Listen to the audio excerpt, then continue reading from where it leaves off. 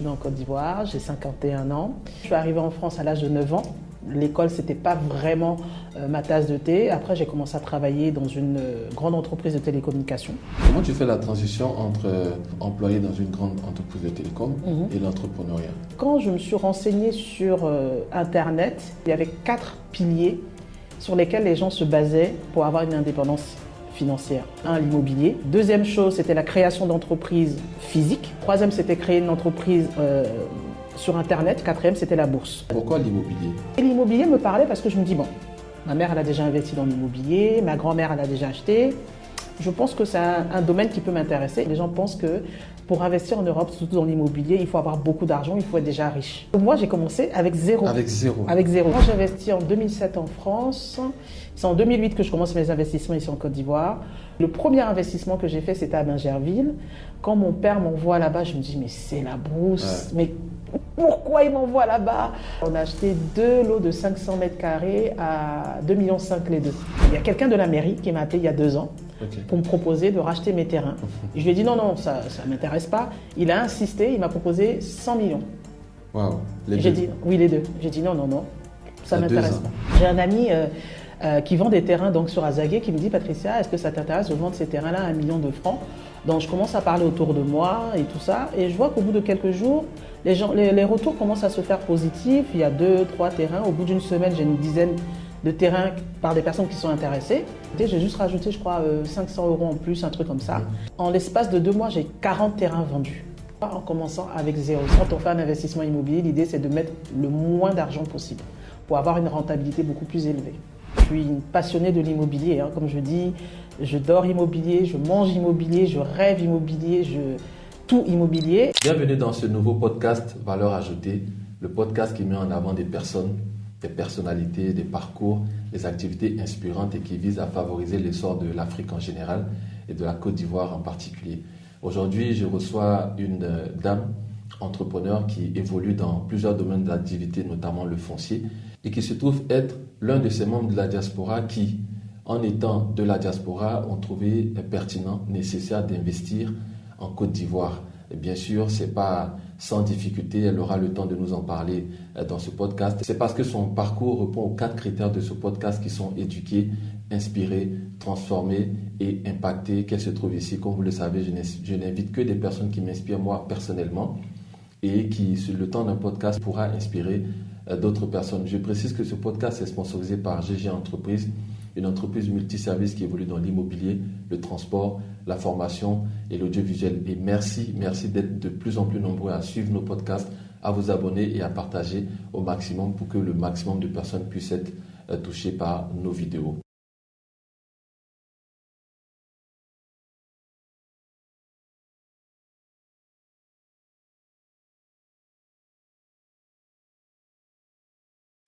Bonjour Patricia Touré. Bonjour Monsieur Nipa. Comment vas-tu? Écoute, je vais bien. Je suis pour l'instant un peu stressée parce que je suis dans la salle de torture. Je ne sais pas à quelle sauce je serai mangée. Donc pour l'instant, ça va, on va dire comme ça. Non, ne t'inquiète pas, tout va bien se passer. Alors, est-ce que je te dis Aqaba, puisque ça fait quand même un moment que tu es là? Non. Tu es arrivé quand à Abidjan? Je suis arrivé le week-end dernier, justement. Et tu es là pour combien de temps? Pour à peu près 2 mois. 2 mois. Ah, quand même? Oui. D'accord. Donc un bon bout de temps. D'accord. Merci d'avoir trouvé le temps de répondre à ce podcast. Je t'en prie. Je vois que tu regardes mon téléphone, tu pourras pas lire les questions à l'envers. J'essaie de me préparer aux bombes nucléaires qui vont sortir. Non, t'inquiète pas, on va aller doucement. D'accord. Alors, est-ce que pour les quelques membres de ma communauté qui ne te connaissent pas, tu pourrais succinctement te présenter? D'accord. Ok, donc moi je suis Patricia Touré, je suis entrepreneur et investisseur immobilier depuis une quinzaine d'années en France et en Côte d'Ivoire. C'est-à-dire que moi je vis en France, je suis de la diaspora et donc je fais des allers-retours entre Abidjan et Paris. Et donc, j'ai monté mon entreprise il y a quelques années dans l'immobilier, dans le foncier, et donc qui s'appelle Groupe Cam. Et donc, tous les 2 mois, je suis pratiquement sur Abidjan. D'accord. Voilà. Ok. Succinctement. Succinctement. Groupe Cam. D'accord. Donc, avant qu'on rentre dans le vif du sujet de l'entrepreneuriat, à quoi ressemble l'enfance de Patricia Touré? Est-ce que tu es née en Afrique, tu pars en Occident? Est-ce que tu es née là-bas? Et dans quelles conditions tu grandis pour qu'aujourd'hui tu deviennes entrepreneur? Ok, donc moi je suis née en Côte d'Ivoire. Donc je suis née en Côte d'Ivoire, j'ai 51 ans. à l'âge de 9 ans. Oui, quand même, 51 ans. Donné, 37. Ça, c'est la magie de ce que je bois tous les jours. Je plaisante. Je pense que c'est dans la tête. Un peu plus. Donc, je pense que la vieillesse, c'est dans la tête. Mais bon, effectivement, on en parlera un peu tout à l'heure. Donc, 51 ans, je suis arrivée en France à l'âge de 9 ans. Donc, moi, j'étais à Abidjan. J'ai eu une enfance, je pense, heureuse, franchement. J'ai vécu avec mes sœurs, ma mère. J'ai eu une enfance heureuse. Tout s'est bien passé. Après, je suis arrivée en France. Parce que il y avait beaucoup de grèves ici à l'époque. Je me rappelle dans les années 80. Dans les années 80, il y avait beaucoup de grèves ici. Donc ma mère, pour nous donner un meilleur avenir, a décidé plutôt de nous envoyer en France pour qu'on puisse s'installer et puis continuer à aller à l'école. Mais c'est vrai que quand je suis arrivée là-bas, j'étais avec ma petite sœur, celle qui me suivait juste après. On était juste partis pour les vacances. Et au bout de 2 mois, notre mère nous annonce que non, vous restez en France. Et ça a été une grosse séparation, un gros traumatisme, je devrais dire. Mais en fait, elle n'avait pas le choix. Donc, après, on l'accepte et puis on vit avec, tout simplement. Alors, je ne sais pas si tu permets la question, parce qu'en général, on dit les parents voulaient que, et tu dis maman. Oui. C'est comme si, est-ce que papa ne voulait pas? Alors, mon père et ma mère n'ont pas vraiment vécu ensemble. Ils se sont fiancés et tout. Ils ont eu des enfants, mais bon, ça n'a pas continué. Donc, c'est plus ma mère, puisqu'on vivait avec notre mère, c'est plus ma mère qui prenait les décisions pour nous. Bien sûr aussi, je pense, en accord avec mon père, mais c'est plus ma mère qui prenait les décisions. D'accord. Alors, quand tu dis que ça a été une grosse surprise, donc, à la base, tu ne savais pas que tu partais y rester? Ah oui, moi, ma mère a toujours eu l'habitude de voyager parce que ma mère a travaillé dans l'une des premières agences de construction immobilière en Côte d'Ivoire. Et c'est vrai qu'elle a eu l'habitude de voyager, notamment avec Amnesty International, un peu partout dans le monde. Et donc, on se disait, bon, on part en vacances avec elle. Et donc, on part à Paris, elle achète un appartement. Donc, on vit dans l'appartement, on se dit, on est là pour les vacances. On voit peut-être 1 mois avant la rentrée, elle nous achète des vêtements, plein de choses et tout. On se dit, c'est bizarre. C'est déjà bizarre. Et en fait, c'est le jour de son départ que là, on est sur le fait accompli. En fait, elle part. Et ça a été une déchirure. Bon, là, elle va l'entendre forcément. Mais ça a été une déchirure compliquée, en fait. Parce qu'on se dit, j'ai toujours vécu avec ma mère. Et du jour au lendemain, on me met dans un pays où je ne veux pas. Moi, je suis juste venue pour les vacances, je ne veux pas. Et en fait, elle s'en va. Et donc, ça a été traumatisant. Et tu as quel âge quand elle... J'avais 9 ans et demi. D'accord, donc elle vous laisse à qui? En fait, elle a acheté l'appartement, elle nous a mis là, elle nous a laissé un tuteur. Donc, une personne qu'une de mes tantes connaissait, qui est venue vivre 2 ans avec nous. D'accord. Parce qu'elle ne voulait pas justement qu'on... souvent, c'est ce que les gens font, c'est qu'on confie l'enfant à un oncle, à une tante. C'est ça. Et après, s'il y a des problématiques, on peut vous chasser. Donc, elle a dit non, moi, je ne veux pas que mes enfants soient dehors. Elle s'est sacrifiée, elle a acheté une maison, un appartement, et elle nous a mis là. Et par contre, c'est le tuteur qui vient là. Si ça ne va pas avec le tuteur, il s'en va. En fait. Hors de la famille. Voilà, hors de la famille. Donc, c'était particulier, mais bon, il est resté 2 ans, ça s'est bien passé. Puis après, il est parti. Et puis après, c'est une tante, là, pour le coup, qu'on connaissait, qui est venue, qui a pris le relais. D'accord, D'accord. Est-ce que tu dirais que tu te retrouves dans l'immobilier parce que maman était déjà dans l'immobilier ou aucune connexion entre ces deux faits? Je pense que, là, c'est vrai que cette histoire, je la raconte, ma grand-mère maternelle, parce que là, pour le coup, c'est côté femme, ma grand-mère maternelle était entrepreneur. Elle était dans le business du poisson. Elle faisait le poisson fumé. Et en fait, quand elle avait des économies, donc elle achetait à chaque fois des terrains, des bouts de terrain et tout ça. Et je pense que ma mère a aussi suivi puisqu'elle a investi. Et ma mère a travaillé dans la plus grande société de construction en Côte d'Ivoire, qui est la Sicogi, pendant pratiquement 30 ans. Et je pense qu'il y a eu quelques gouttes qui sont tombées sur moi. Pour le coup, c'est vrai que je ne me suis jamais assise avec ma mère pour me dire l'investissement immobilier, c'est comme ça, c'est comme ça. Mais je pense qu'il y a des liens qui se perdurent en fait de génération en génération. Et pour le coup, je suis le seul de ces enfants à aimer l'immobilier autant. Et pour le coup, moi, j'ai commencé l'investissement immobilier il y a une quinzaine d'années, à peu près 15-16 ans. Mais tu fais quoi comme études à Paris? Alors moi, quand je suis arrivée, je ne savais pas vraiment. Bon, je continuais mes études. J'étais au CM2 quand je suis arrivée là-bas. Et j'ai continué mes études. J'ai fait de la comptabilité. J'ai fait GEA après, donc un DUT GEA, gestion des entreprises d'administration. Et c'est vrai que quand j'étais petite ici, je me disais, bon, après, je ne sais pas si ça va parler aux gens. Je ne sais pas si les gens connaissent le film Dynasty. Voilà. Et en fait, il y avait une actrice dedans, Joan Collins, qui était un peu la méchante, mais que j'aimais beaucoup parce qu'elle était libre, elle était dans sa voiture, elle fumait, elle buvait et tout ça. Et en fait, moi, je me voyais petite dans une voiture avec un foulard rouge, décapotable, et faire ma vie, en fait. C'est ça. Et je me suis toujours dit, je me vois pas être salariée à vie, c'est pas possible. Ouais. Et en fait, cette image m'a marquée, et donc j'ai fait mon GEA, et au fur et à mesure, j'ai fait aussi de la danse. Je voulais faire à l'époque de la danse parce que je dansais beaucoup. J'avais un groupe de danse, on a fait des concours et tout ça. Et ma mère a dit non, pas la danse. Non, tu vas rien faire avec. C'est pas pour ça que t'es là-bas. Voilà, c'est pas pour ça que t'es là-bas. Fais tes études. Bon, moi après, je me suis arrêtée à un DUT GEA parce que l'école, c'était pas vraiment ma tasse de thé. Après, j'ai commencé à travailler dans une grande entreprise de télécommunications. Laquelle? Orange. Okay. Orange pendant 23 ans, Wow. où j'étais essentiellement aux grands comptes et grandes entreprises. Et donc, j'ai fait ça pendant 23 ans. Ben, j'ai évolué sur les 23 ans. Et puis, au fur et à mesure, quand j'ai rencontré mon mari, l'idée m'est venue de me dire, bon, c'est bien beau, tu travailles, tu as un peu d'argent et tout ça, mais demain, tu vas avoir des enfants. Comment tu vas préparer la retraite, comment tu vas gérer tout ça, parce que bon, c'est bien beau de travailler, mais à un moment donné, il faut aller vers l'indépendance financière. Et quand je me suis intéressée à ce domaine il y a presque une vingtaine d'années, il n'y avait pas les vidéos qui existaient. Il n'y avait pas de podcast, il n'y avait pas de livres. Et puis ma mère, elle a investi, mais elle a investi ici en Côte d'Ivoire, ce qui est complètement différent de l'investissement en France ou en Europe. C'est ça. Et puis voilà, je me suis renseignée, je me suis formée, je me suis éduquée, et puis je suis rentrée dedans. D'accord. Comment tu fais la transition entre employé dans une grande entreprise de télécom et l'entrepreneuriat? Alors, et pourquoi l'immobilier? D'accord. Alors, en fait, l'entrepreneuriat, je faisais en fait à petit stade, c'est-à-dire que, bon, pour moi, c'est entrepreneuriat. C'est ça. Je veux dire que j'avais des collègues, je voyais, c'était beaucoup des filles, donc j'achetais des sacs au début. J'ai acheté des sacs en cuir chez les grossistes et je venais revendre au bureau. Donc ça me faisait des sous. J'ai même fait aussi des bijoux pour me faire des sous. Donc c'est des petites choses comme ça qui me disent, bon, ok, ça fonctionne, les gens sont quand même attirés par mes produits. Je l'ai fait pendant peut-être 2-3 ans, après j'ai arrêté. Et en fait, quand je me suis renseignée sur Internet, en fait, je me suis rendu compte qu'il y avait 4 piliers sur lesquels les gens se basaient pour avoir une indépendance financière. 4 piliers. Voilà, 4 piliers. Donc, le pilier numéro 1, l'immobilier, parce que toutes les personnes qui sont riches, entre guillemets, ont tous un patrimoine immobilier. Deuxième chose, c'était la création d'entreprises physiques. Créer une entreprise physique. La troisième, c'était créer une entreprise sur Internet, puisque Internet commençait. Digital. Et puis, la quatrième, c'était la bourse. La bourse. Voilà, ça c'était les 4 points qui revenaient souvent quand on tape je veux devenir riche ou quoi que ce soit. D'accord. Bon, j'ai jugé les autres, je me suis dit bon, création d'entreprise de suite, c'est pas mon truc.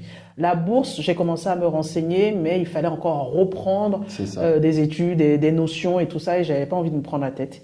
Et l'immobilier me parlait parce que je me dis bon, ma mère elle a déjà investi dans l'immobilier, ma grand-mère elle a déjà acheté.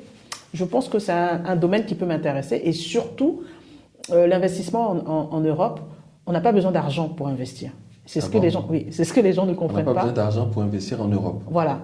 Moi, personnellement, il y a 15-16 ans, quand j'ai commencé à investir dans l'Europe, j'avais 0 €. Et tu peux développer un peu? Oui. En fait, les gens pensent que ça, c'est une idée bloquante en fait pour les gens. Et les gens pensent que pour investir en Europe, surtout dans l'immobilier, il faut avoir beaucoup d'argent, il faut être déjà riche. Ah, d'accord. Voilà. Donc, il faut quand même avoir de l'argent. Ça dépend, parce que moi j'ai commencé avec 0. Avec 0. Avec 0, c'est-à-dire que les premiers investissements qu'on a fait, c'était en 2007. C'était un appartement qu'on voulait acheter qui était déjà loué. Et donc je suis partie avec mes revenus, les revenus de mon mari. Donc on a déposé le dossier à la banque, mais on avait 0 apport, 0 frais de notaire. On lui a simplement démontré que l'appartement s'autofinançait et qu'on avait même un bénéfice. En fait, c'est la manière dont on présente le projet qui fait la différence. Le potentiel. Voilà, exactement. Et donc, la banquière, pendant 3 semaines, la banquière m'a couru après pour me donner le crédit. C'est-à-dire qu'on m'appelait pour me dire « Madame Touré, venez signer. » Oui, j'arrive. En fait, j'avais peur. Parce qu'on partait sur un crédit de 20 ans. Je me suis dit « J'ai jamais pris un crédit de 20 ans. Qu'est-ce qui va m'arriver dans 20 ans ?» et tout ça. Et après, quand on regarde que les chiffres, je me dis, mais Patricia, calme-toi. Tu prends un investissement qui s'autofinance, tu gagnes de l'argent dessus, c'est le locataire qui paye à ta place, et en plus, tu peux déduire au niveau des impôts. Sans apport. Voilà. Pourquoi tu as peur? Alors, on est en quelle année? On est en 2007. Parce que je juillet sais qu'en 2007. 2008, il y a la bulle immobilière qui explose. Oui, on a À quand même Londres. continué à investir. À Londres, pardon, aux États-Unis. Et en France aussi, on a eu ça, cette D'accord. vague-là. D'accord, parce que bon, la plus connue, c'est celle des États-Unis qui Oui. s'appelait Ninja, Mhm. no income, job or asset. Mhm. Ninja, ok. Donc, est-ce que c'est parce que c'était avant la bulle qu'on pouvait investir avec zéro, ou est-ce que même aujourd'hui, quelqu'un qui regarde ce podcast peut croire que c'est possible d'investir à partir de zéro apport en Europe? Alors, je pense que le fait d'avoir été avant la bulle a beaucoup aidé. Ok, Aujourd'hui, c'est vrai que les banques demandent un minimum d'apport, mais il y a toujours moyen de négocier. Moi, pendant la bulle, en 2008, j'ai fait 3 investissements. ok, 2 appartements proches de Paris, donc à Ivry-sur-Seine, ok. et un à Corbeil. Et en fait, à chaque fois, quand la banque a demandé d'avoir un apport, je négociais. Il y a des arguments qu'il faut donner. C'est ça. Par exemple, moi, l'argument que je donnais souvent, c'est oui, j'ai de l'argent sur le côté, mais je préfère garder cet argent pour les travaux, pour les impayés ou quoi que ce soit. Ce que je peux faire, je donnais juste une petite partie de frais de notaire. Tout est négociable en fait. Donc tu travaillais avec l'argent de la banque, Voilà, pas avec le exactement. tien. Voilà, parce que quand on fait un investissement immobilier, l'idée c'est de mettre le moins d'argent possible pour avoir une rentabilité beaucoup plus élevée. D'accord. Est-ce que tu as pensé à monter une formation justement pour donner toutes ces astuces à des... Parce qu'il y a beaucoup d'Occidentaux, il y a beaucoup d'Africains, par exemple, de membres de la diaspora, qui souhaitent investir, mais qui se disent qu'on va me demander 15 000 euros, 20 000 euros, 30 000 euros, alors que là, tu viens de nous démontrer que c'est possible Oui. avec quelques stratégies. Est-ce que tu as pensé à mettre en place une formation?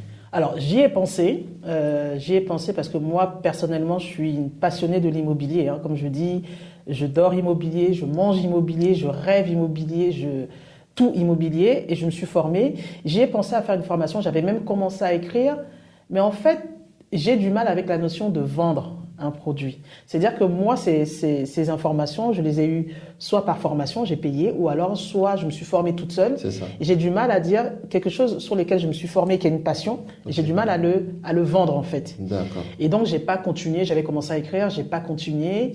Et puis, je me dis aujourd'hui, par rapport à il y a pratiquement 20 ans, il y a tout sur Internet. Franchement, Effectivement. il y a toutes les informations. C'est-à-dire qu'aujourd'hui, celui qui accepte de ne pas comprendre et d'accepte d'être ignorant, c'est que c'est son choix. Effectivement. Aujourd'hui, on peut commencer à investir dans l'immobilier. Franchement, si on a du courage et si on cherche l'information comme il faut. Moi, je n'ai pas fait la formation parce que bon, je pense que c'était pas mon truc en fait. D'accord. Mais on m'a fortement conseillé de le faire, mais j'ai pas suivi.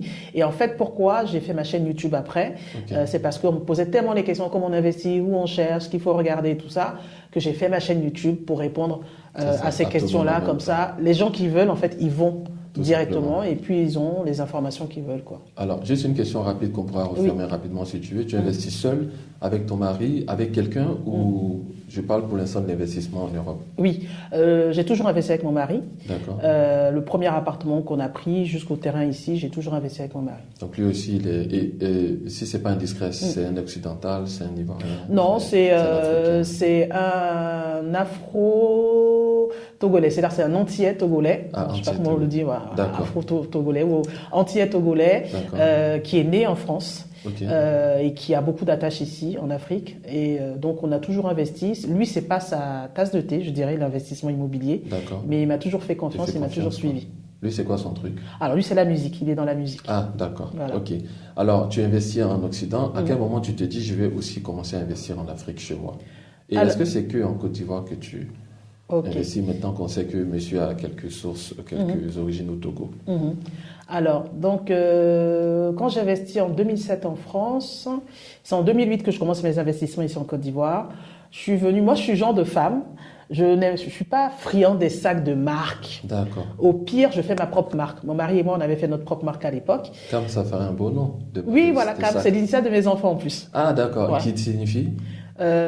Kanissa, A, c'est Aboukweli, le premier, et M, c'est Madiba, le dernier. D'accord. Voilà. Ok. Et donc, en fait, j'étais venue en vacances avec les enfants, les 2 premiers en 2008. Et mon mari était resté sur Paris parce qu'il avait des obligations. Et donc, voilà, en discutant, soit avec mon père à l'époque qui était vivant et mon oncle aussi, ils me disent, ah bah il y a des opportunités de terrain, est-ce que ça t'intéresse? Je dis, bon, je suis pas venue pour ça, mais bon, allons voir. Allons voir. Et le premier investissement que j'ai fait, c'était à Bingerville. Quand mon père m'envoie là-bas, je me dis, mais c'est la brousse, mais pourquoi il m'envoie là-bas? La voiture, elle rentre dans des trous, elle sort et tout ça. Je me dis, mais c'est pas possible. Qui veut venir habiter là? Aujourd'hui, c'est le bitume partout. Voilà. Et en fait, j'achète le terrain. Je me dis, bon, ok, bon. Tu l'achètes à combien si c'est pas indiscret? Alors là, les gens vont crier parce que, pour le coup, on n'est pas loin du tribunal, du nouveau tribunal. D'accord. On a un amour résidentiel. On a acheté 2 lots de 500 mètres carrés à 2,5 millions les deux.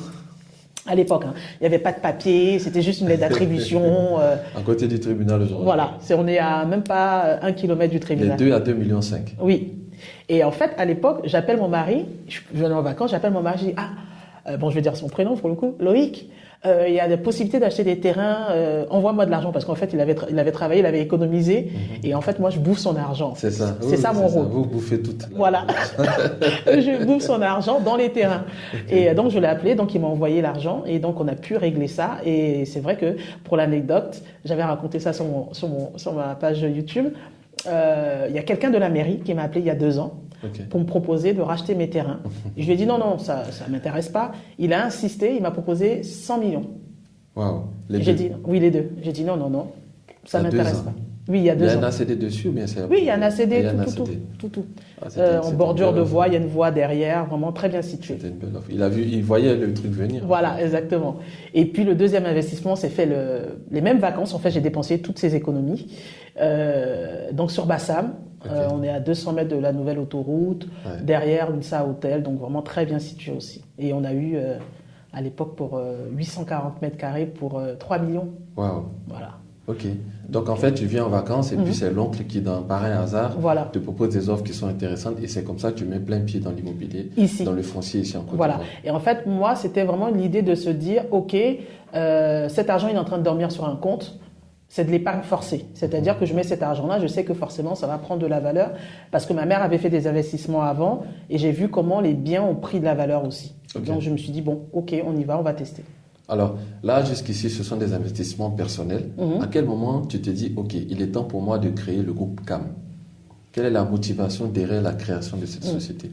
Alors, bizarrement, cette société, je l'ai créée en 2016 parce que j'avais envie de...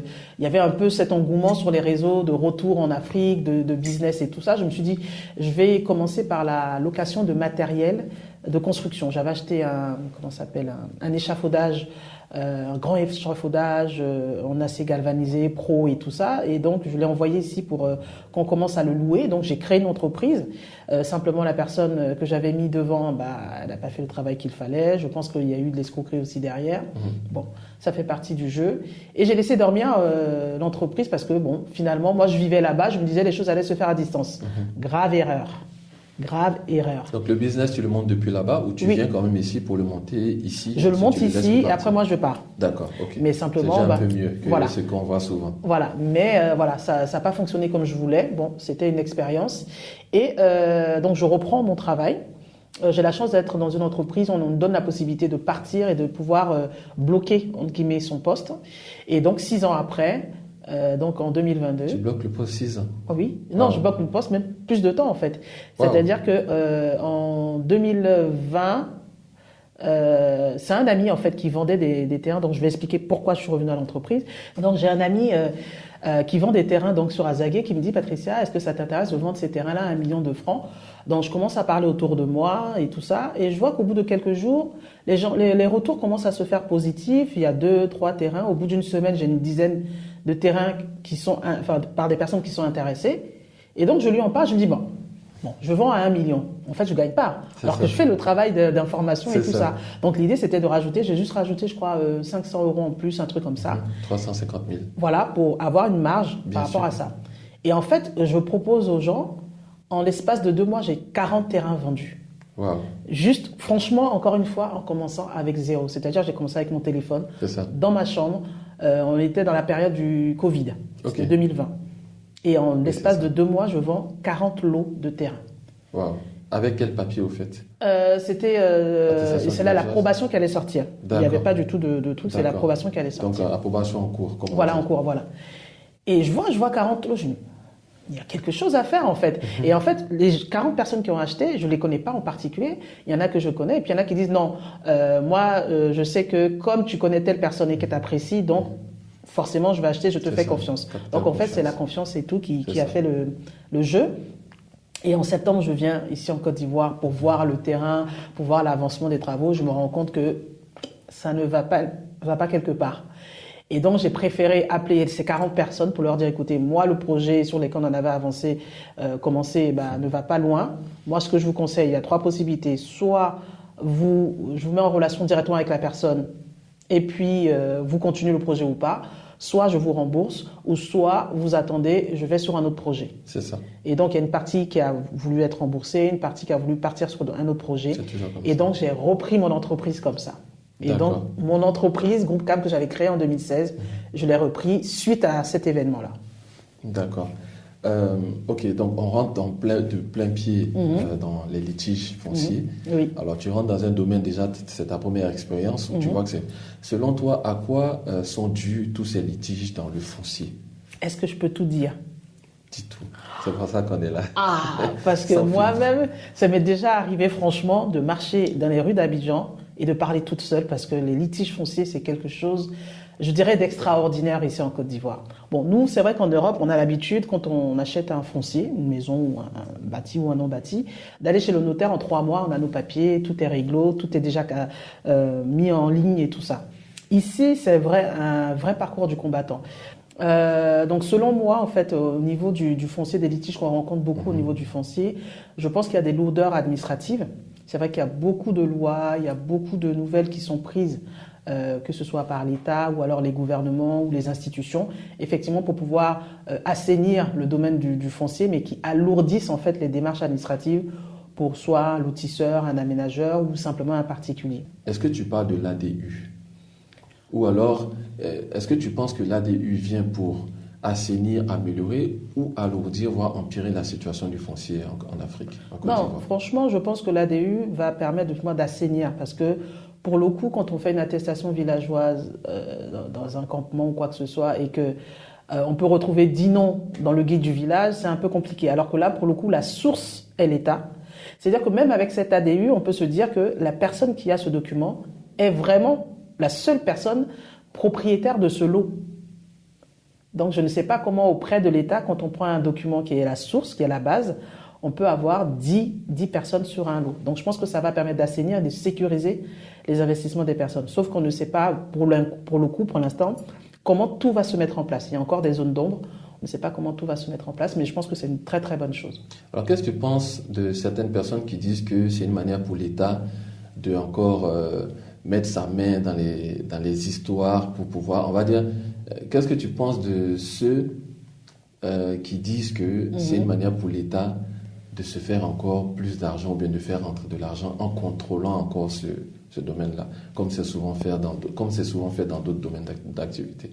Bon, après, c'est possible, ça, je ne sais pas. Moi, tout ce que je vois, c'est que ça va vraiment apporter une vraie différence. Parce que logiquement, l'État de Côte d'Ivoire, pour le coup ici, est propriétaire de toutes les terres. Effectivement. Donc, c'est lui qui est garant quand on fait un investissement, quand on achète un bien, de l'endroit où on va vivre, que tout se passe bien. Donc, pour moi, c'est normal qu'ils prennent en compte toutes ces problématiques-là et ça va éviter que dans les tribunaux ivoiriens, que pratiquement 60% des dossiers sont liés aux litiges fonciers.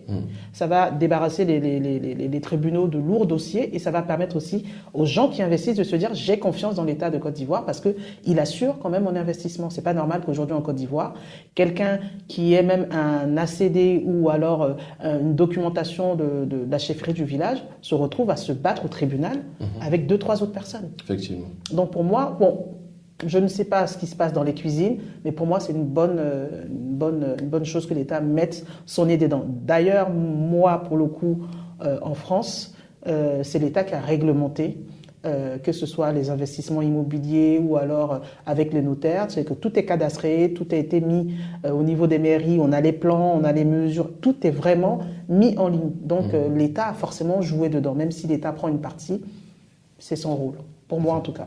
Effectivement. Quelle serait, toi, est-ce que tu aurais 2-3 solutions, par exemple, pour éviter les litiges du foncier côté acheteur? Quelqu'un, par exemple, qui veut acheter un terrain quelles sont les étapes que toi tu lui conseillerais pour être sûr d'être le propriétaire du terrain qu'il va acquérir? Ok, donc déjà avec l'ADU, l'idée c'est quand on achète maintenant avec l'ADU, logiquement, à 99%, on est sûr d'être le propriétaire. Si on achète un lotissement avec l'ADU, puisque à partir de janvier, tous les lotissements devront fournir l'ADU. Donc là, la question ne se posera plus. Mais aujourd'hui, quelqu'un qui achète un terrain sans l'ADU déjà devrait se renseigner déjà, est-ce que la personne qui vend est habilitée à vendre? Vérifier les documents qui sont donnés, c'est-à-dire que si c'est l'approbation ou autre. Maintenant, vous voyez, par rapport à il y a quelques années, l'État, quand on va sur le site du ministère de la Construction, on a la possibilité de vérifier si le numéro d'arrêté d'approbation est réel ou pas. Donc l'État a fait quand même ces efforts-là, donc on peut vérifier et puis on peut se rapprocher aussi d'un notaire pour pouvoir nous aider dans cette investigation-là, tout simplement. Alors, l'implémentation de l'ADU, c'est une bonne chose, mais il y a des gens qui vont, à mon humble avis, être laissés pour compte. Ce sont les membres de la diaspora qui ne sont pas sur place. Moi, je reçois beaucoup de messages de gens à qui j'ai vendu des lots, donc ça, à juste titre. Mais des personnes également qui me laissent des messages sous mes vidéos YouTube ou Facebook pour savoir, voilà, elles ne sont pas sur place, comment ça va se passer. Celui souvent qui leur a vendu le terrain n'est plus disponible ou ne répond plus ou a disparu. Est-ce que tu n'as pas peur est-ce que tu penses qu'il y a des personnes qui vont être laissées pour compte dans cette nouvelle affaire d'ADU? Oui, je pense qu'il y a des gens qui vont être laissés pour compte, mais en fait, ce qu'il y a, c'est que l'État a sorti cette nouvelle réglementation, mais en fait, pour moi, elle n'est pas encore terminée. Hein. C'est-à-dire qu'ils sont toujours en cours d'amélioration de cette réglementation, parce que pour le coup, quelqu'un effectivement qui est de la diaspora, qui va arriver peut-être ici d'ici 1 an et qui n'a pas fait les démarches ou qui n'a personne pour faire les démarches, cette personne ne peut pas être pénalisée, alors qu'elle achetait à l'époque de façon réglementaire, avec les documents qu'il y avait.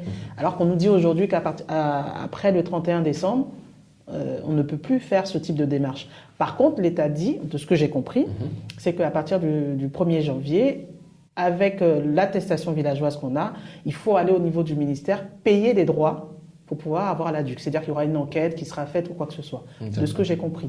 Donc je pense qu'après, il faut que l'État voit aussi par rapport aux gens de la diaspora. Mais je crois qu'ils ont mis en place aussi au niveau du ministère de la Construction un guichet pour la diaspora. Donc les gens, oui, il y a un guichet qui est sorti il y a 2-3 mois, spécialement pour les gens de la diaspora. Donc je pense qu'ils peuvent aussi se renseigner là-bas pour savoir comment ils peuvent faire justement par rapport à leur documentation. D'accord. Alors aujourd'hui, Patricia Touré est à la tête du groupe CAM. Et là, nous venons juste de parler des litiges dans le foncier. Quelles sont les actions concrètes que le groupe CAM met en place pour justement sécuriser à son niveau, puisqu'on ne peut que travailler à notre niveau finalement, tout à fait. Tout ce qui est acquisition, que ce soit de membres de la diaspora ou même de locaux? Alors nous, au niveau du groupe CAM, maintenant, avec l'expérience, on essaie de travailler uniquement avec des personnes qu'on connaît, des aménageurs fonciers qui ont pignon sur rue et qui sont dans le sérieux. Donc déjà ça, c'est une première chose. Donc comme ça, ce qui fait qu'on travaille avec l'aménageur du début de l'aménagement de ce terrain-là jusqu'à la vente. Deuxième chose, c'est que nous-mêmes, on fait aussi nos propres lotissements. Donc ça, comme ça, au moins, c'est... Dans quelle région actuellement? Là, actuellement, on est sur Grand Laou et Siquincy. Grand Laou et Siquincy. Voilà. D'accord. Et troisième chose, c'est que moi, dans mes contrats groupe CAM, j'écris noir sur blanc que si jamais il y a une problématique venant de l'aménageur avec lequel je travaille, je m'engage à redonner à la personne un autre terrain de même valeur ou dans la même zone. Donc ça, c'est écrit noir sur blanc. Donc ce sont les 3 garanties qu'on apporte à peu près à nos clients. D'accord. Donc, le groupe CAM a ses propres projets et groupe CAM travaille également avec des aménageurs. Avec des aménageurs, on va dire, sécurisés, que vous preniez le temps de comment dire ça? De tester, de voir sur le terrain comment ils se comportent justement. D'accord. Quel a été ton plus gros litige foncier depuis que tu exerces dans ce domaine? Et comment est-ce que tu t'en es sorti? Ok, mon plus ma grosse problématique, je dirais challenge, c'était avec mon partenaire. Mon partenaire de l'époque, on va dire 2021 à peu près. D'accord. On était censé travailler sur des lotissements ensemble. Moi, j'étais effectivement en France, lui, il était ici en Côte d'Ivoire. Et en fait, à l'époque, j'étais encore salarié. Donc, quand je venais tous les mois, par contre, à Abidjan, mais je restais que 3-4 jours. Et en fait, quand je venais, on allait faire les visites des sites, on discutait de différentes problématiques, mais j'avais pas le temps de m'asseoir et de prendre toutes les factures, vérifier, aller dans chaque administration, vérifier, parce que je lui faisais confiance. C'était un partenariat gagnant-gagnant. Enfin, je croyais que c'était un partenariat gagnant-gagnant. J'étais seule dans le partenariat. Voilà, j'étais seule dans mon film, tout à fait. Et en fait, on a fait comme ça pendant 1 an, mais il y a des fois quand je posais certaines questions, je voyais qu'il fuyait, qu'il n'y avait pas toutes les informations que je voulais. Et donc, je me suis rendu compte quand j'ai décidé de venir m'installer ici en Côte d'Ivoire, c'est au moment où j'ai décidé de m'installer en Côte d'Ivoire que j'ai découvert qui m'a escroqué. C'est ça. Et donc, pour le coup, c'était une forte somme. Quand même, il m'a escroqué 100 millions. Wow. 100 millions. Et en fait, ce jour-là, le monde s'est écroulé. Je n'ai pas pleuré. Par contre, je n'ai pas pleuré. Parce qu'on ne pleure pas. Ouais, parce qu'on ne pleure pas. Je n'ai pas pleuré, mais par contre, pendant 3 jours, je n'étais pas du tout bien. Pas du tout bien. Et les 100 millions, c'était ton argent ou l'argent des gens? Parce que alors, c'était l'argent des gens. Voilà. Quand c'est l'argent des gens, c'est encore plus grave. C'est encore plus grave. Quand c'est ton argent, voilà. On se dit, bon. Un peu quand même. Et puis c'était l'argent des gens, puisque les gens me faisaient confiance. En fait, on s'était répartis. Lui, il faisait le lotissement, les démarches administratives. Et moi, je trouvais les clients. Donc, je trouvais quand même des clients qui étaient prêts, qui ne me connaissaient pas, prêts à payer des 15 000, 50 000 euros pour des terrains. Et donc, moi, je lui confiais cet argent-là pour faire les différentes démarches. Et je lui demandais effectivement des factures, sauf qu'il me faisait des vrais faux. Wow. Et donc, quand je me suis rendu compte de ça et que j'ai évalué que c'était à peu près 100 millions, pendant 3 jours, je ne parlais pratiquement pas, j'étais à la maison. Wow. 4e jour, je suis sortie. Et je me suis dit, OK, c'est arrivé, on va faire avec. J'ai appelé les clients, parce qu'il s'est permis d'appeler des clients pour dire que moi, j'étais une escroc. Heureusement, on avait fait toutes les démarches au niveau du notaire. Donc j'ai appelé les clients, je leur ai expliqué ce qui s'est passé. Je lui ai dit, écoutez, faites-moi confiance, moi je vais aller jusqu'au bout. C'est ça. Et donc c'est ce que je fais depuis 2 ans à peu près maintenant.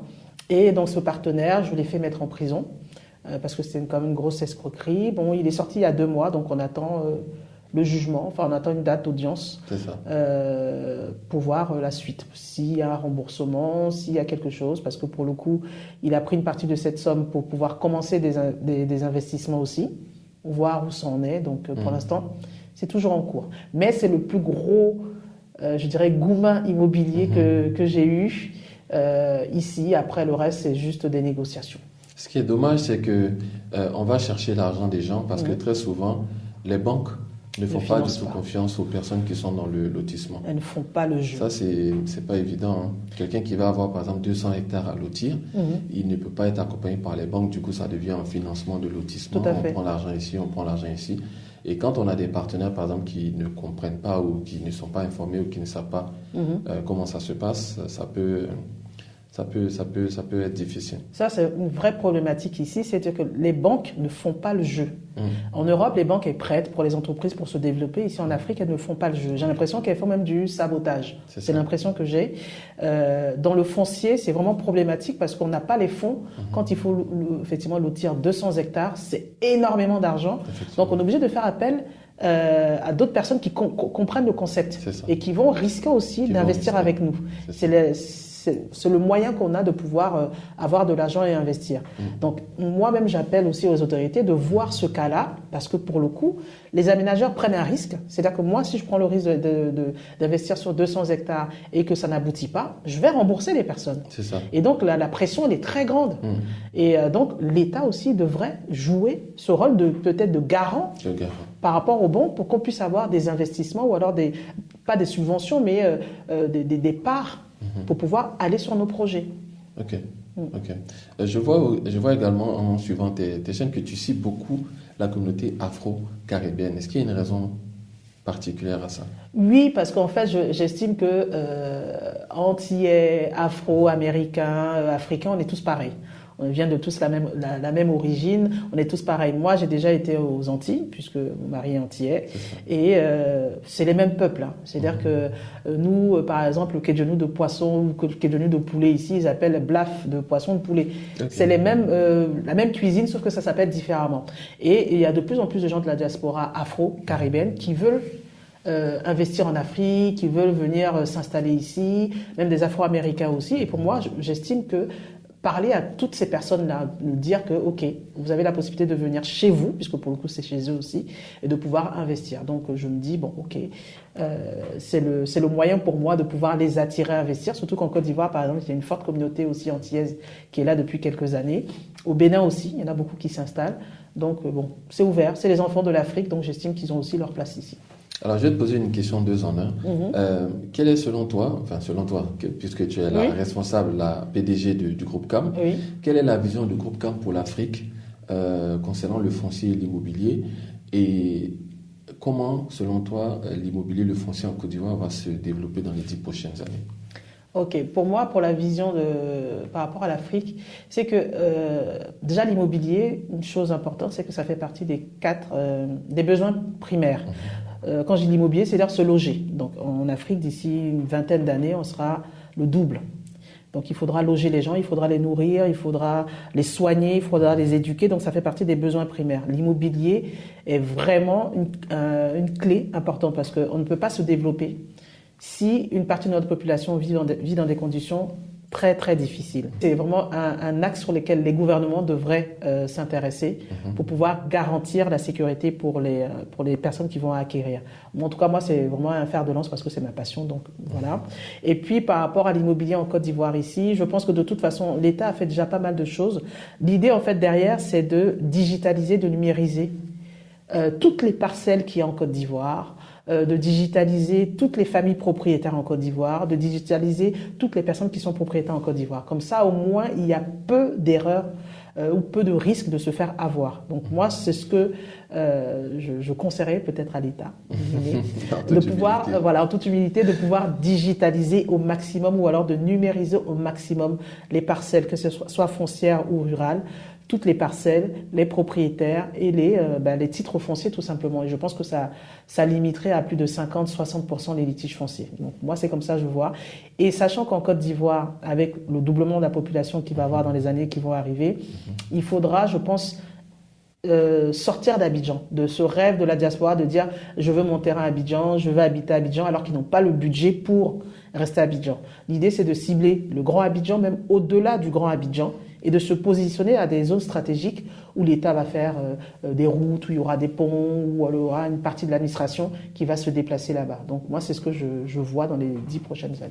Alors j'allais te demander, qu'est-ce que tu conseillerais à quelqu'un qui a très peu de moyens, qui veut du foncier, donc un terrain, 2, 3, tu as répondu en même temps, c'est-à-dire s'éloigner au maximum. Il n'y a pas qu'Abidjan en fait. Moi, quand j'ai commencé à investir en 2008, mon premier terrain, c'était à Bingerville. Bingerville ne faisait pas partie d'Abidjan. Et c'était pas le Bingerville d'aujourd'hui. Voilà, ça faisait pas partie d'Abidjan et c'était la brousse. Et quand j'ai été là-bas, je me suis dit, mon père, il me veut du mal. Pourquoi il m'envoie là-bas ? Et en fait, personne ne voulait aller habiter là-bas.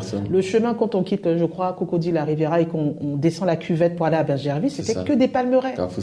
Voilà, c'était que des palmeraies. Personne ne voulait aller là-bas. Et aujourd'hui, tout le monde court. Donc, en fait, il ne faut pas voir, je veux rester que dans Abidjan. Il faut aller plus loin et se dire que c'est de l'épargne forcée que je fais. L'argent, je ne vais pas le récupérer de suite. Dans 5-10 ans, je préfère m'éloigner un peu d'Abidjan, avoir une vie paisible, et puis dans une zone où il y a quand même des axes de transport, d'administration qui sont pas loin.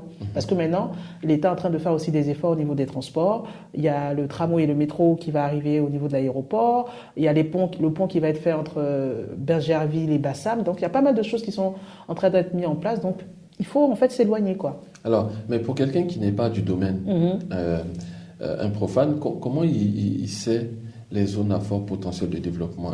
Je sais qu'il y a une veille qui est faite, donc que nous on fait, mais Monsieur Tout le Monde, comment Monsieur Tout le Monde sait les projets? Est-ce que tu as une astuce, 1 ou 2 astuces pour un jeune qui veut se lancer? Comment on peut savoir, est-ce que je vais plutôt vers Azagui? Est-ce que non, j'attends, je vais plutôt vers Alépé? Comment savoir les zones qui vont... Alors moi, ce que je conseille, ce que je fais aussi, c'est que je triche, je vais directement sur le site du gouvernement. Il y a des sites... C'est pas de la triche. Voilà, façon de parler.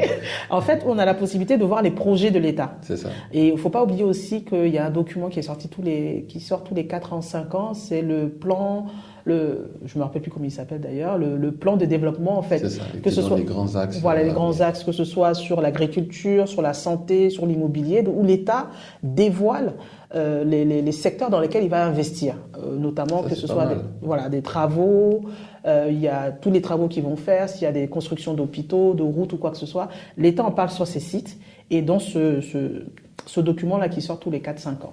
4-5 ans. Wow. Voilà. Il est sorti en 2021, je crois, il fait 2021-2025. Où il y a tous les grands axes d'investissement de l'État, que ce soit même dans la pisciculture, dans la santé. En fait, l'État dit, OK, aux investisseurs étrangers, j'ai besoin de ça, qu'est-ce que vous pouvez proposer en fait? Donc, Je pense qu'après ce podcast, je vais peut-être aller voir à la librairie de France. Oui, je vais me rappeler du nom. Je l'ai en fait en fichier PDF. Mais aussi, ce qu'il y a aussi, c'est que pour les gens qui n'ont pas les moyens, il faut, comme je l'ai dit tout à l'heure, il ne faut pas regarder que dans Abidjan. Même dans votre village, vous pouvez acheter des terrains à 200 000. Moi, mon village, c'est à Diaké. Le village du côté de ma mère, c'est à Diaké. Okay. Et ma mère, elle nous disait, même il y a encore une vingtaine d'années, on payait juste 10 000 francs les frais de bornage. On avait un terrain. Wow. Aujourd'hui, à Diaké, parce qu'ils vont faire le grand projet de cité universitaire ou quoi que ce soit, les prix ont grimpé parce qu'on est à côté d'Assini. Mais il y a une vingtaine d'années, c'était 10 000 francs. Et les gens ne voyaient pas la pertinence de dire j'achète un terrain et je le garde. Aujourd'hui, les gens le voient parce que ça fait partie des piliers d'enrichissement en fait. En tout cas, certaines personnes, parce qu'il y a des gens qui ne captent pas. Après, chacun son domaine. Ok. Est-ce qu'à un moment dans ton parcours, tu as eu des périodes de doute? Et comment tu as surmonté ces périodes de doute en tant qu'entrepreneur? Oui, j'ai eu plusieurs fois d'ailleurs des périodes de doute. Si je l'ai peut-être même une fois par semaine, ça doit arriver. C'est fréquent. Voilà. Mais en fait, je veux dire que les grosses périodes de doute, c'était quand j'ai eu l'escroquerie. Parce que là, tu te remets en question et tu te dis, mais comment j'ai pas pu voir venir le truc, comment j'ai pas capté, enfin voilà, on se remet en doute. Tu te sens idiot, tu te sens abusé. Exactement, et il y a le syndrome tu remets en question tes études, voilà, le syndrome de l'imposteur. Je me dis, mais en fait, je n'ai pas les capacités, je n'ai pas les compétences. Qu'est-ce qui m'arrive? Pourquoi j'ai pas vu venir le truc? Et après, c'est là on se rend compte que la plupart des gens qui ont fait l'investissement immobilier, ici en Afrique, se sont tous fait avoir, au moins une fois. Ouais. Et ça fait partie du jeu, voilà. Et il y a des fois, effectivement, on va se dire, non, peut-être que là, j'ai pas trop capté, j'ai pas compris par rapport à une problématique. Mais ce qui est bien dans l'entrepreneuriat, c'est qu'il y a des fois où on a des doutes, mais il y a des fois où on a des réussites. On réussit notre challenge, on se dit, waouh, j'ai réussi à faire ça. Et ça, c'est des choses qu'il faut fêter. Moi, je ne le fête pas. Je suis pas quelqu'un qui va fêter à chaque fois mes réussites. Voilà, je célèbre pas, mais pourtant, c'est recommandé. Mais par rapport à ces challenges et à ces doutes, je dis non, c'est moi qui ai choisi ce métier. J'aime ce métier. Il n'est pas facile, parce que si c'était facile, tout le monde le ferait. J'aime ce métier et j'ai envie de vivre la vie que j'ai toujours rêvé. Je me dis, je me donne une chance. Je peux mourir du jour au lendemain. Et pourquoi par rapport à ce que les gens vont dire, la façon dont les gens vont me regarder, elle a fait ci, elle est comme ça, pourquoi je vais remettre ma vie en question par rapport à d'autres? Et je dis non, je vis. Je peux faire des erreurs, les autres font des erreurs, ils ne sont pas parfaits, moi non plus. Et donc, avance, c'est tout. Et puis, il y a des formations, tu peux te rapprocher auprès de personnes pour pouvoir apprendre, donc j'y vais. Donc, tu t'es remise en question et puis tu as... À plusieurs fois. Tu as repris ton fusil d'épaule et puis tu es parti. Exactement. Mais après, ça fait partie, je pense, d'un équilibre.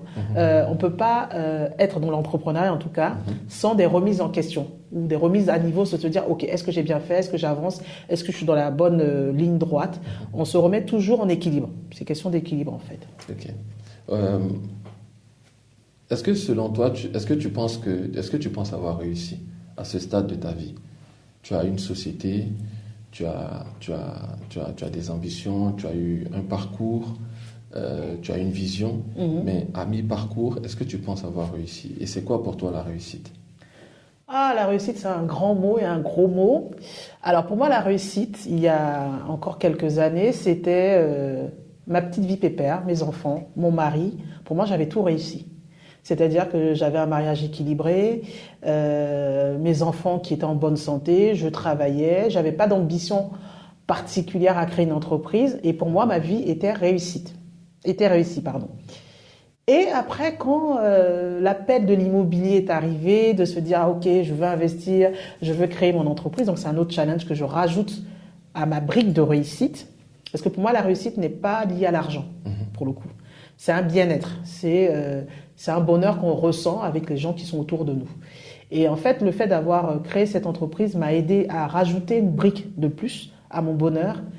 Et donc, bon, j'avance comme ça depuis, mais je n'ai pas de... Pour moi, la réussite, c'est tous les jours. C'est-à-dire que je me lève, je fais ce que j'aime. Voilà. Donc tu poursuis la Voilà, réussite. voilà, je poursuis. En fait, souvent on le dit, c'est le processus en fait. Parce que quand tu vas arriver, en fait, je ne peux pas définir moi la réussite. Pour moi, la réussite, c'est ce que je ressens au fond de moi. Je suis heureuse de faire ça tous les jours, même s'il y a des challenges, je suis heureuse de faire ça tous les jours, de rencontrer les gens que je rencontre, de voir que ma famille est en bonne santé, que les gens m'entourent, qu'ils me soutiennent. C'est ça ma réussite en fait, et que j'alimente tous les jours pour le coup. Ok.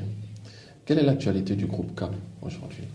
Alors aujourd'hui, on fait effectivement de l'immobilier, on fait aussi une partie agricole, donc aux alentours de Toumaudi, dans la zone de Toumaudi.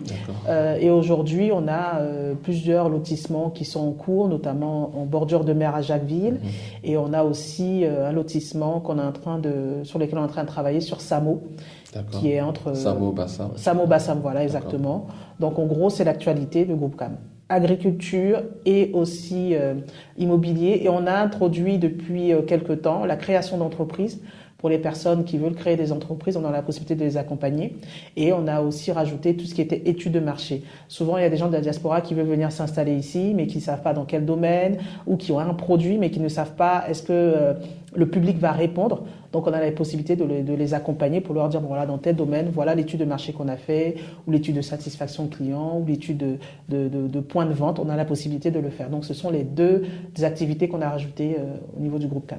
D'accord. Quelqu'un qui regarde ce podcast, qui voudrait contacter le groupe CAM pour travailler avec le groupe CAM, comment est-ce que cette personne fait pour vous trouver? Non seulement à Abidjan, mais en France, comment elle vous contacte, ou alors les réseaux sociaux? Ok. Je tiens quand même à préciser que le groupe CAM, c'est une entreprise ivoirienne, créée en Côte d'Ivoire, basée en Côte d'Ivoire. Je n'ai pas de bureau en France. Je travaille effectivement en partenariat avec la Banque Cofina, mais je n'ai pas de bureau en France.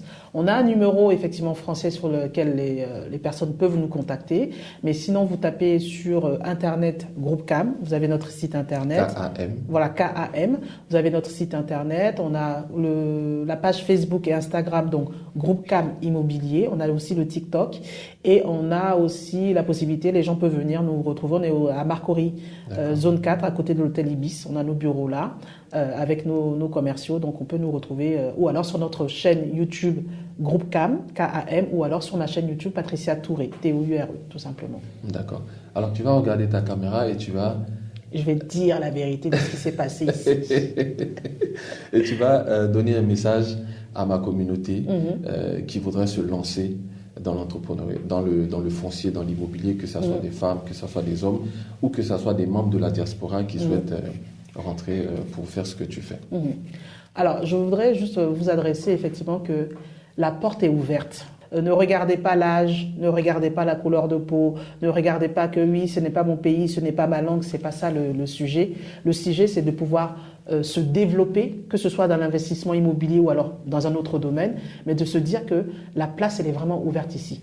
Tout est à faire, entre guillemets, tout est à faire. Donc, n'hésitez pas, regardez les vidéos, formez-vous, voyagez, regardez, posez des questions et lancez-vous. C'est par l'expérience, les échecs aussi qu'on apprend.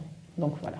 Merci Patricia Touré pour cette masterclass pratique, et j'espère que le maximum de personnes pourra en profiter. Vous venez d'assister à un énième podcast inspirant avec Patricia Touré, et une femme qui n'a pas vu à l'âge, si je peux me permettre, qui n'a pas vu à la période, qui n'a pas vu à l'époque, qui n'a pas vu aux difficultés, qui n'a pas hésité à se lancer en Afrique. Et contrairement à tout ce qu'on pourrait penser, elle a déjà commencé en France et elle est venue terminer ici, parce que souvent on dit que les gens viennent réussir en Afrique quand ils ont échoué en Europe. Elle a commencé là-bas dans le foncier et elle a utilisé cette expérience, même si c'est pas pareil, pour venir s'imposer ici en Côte d'Ivoire. Et moi je suis très passionné de ces gens de femmes qui sortent des sentiers battus et qui se lancent elles-mêmes afin d'atteindre une certaine indépendance financière.